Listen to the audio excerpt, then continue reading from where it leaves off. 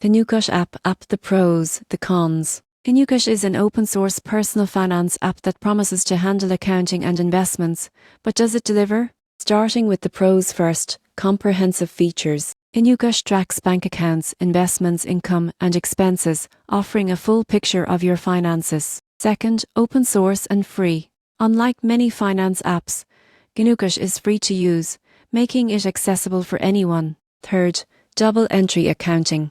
The app uses professional accounting methods, giving you accurate financial records and better insight into your money. Now, the cons. One drawback is the learning curve.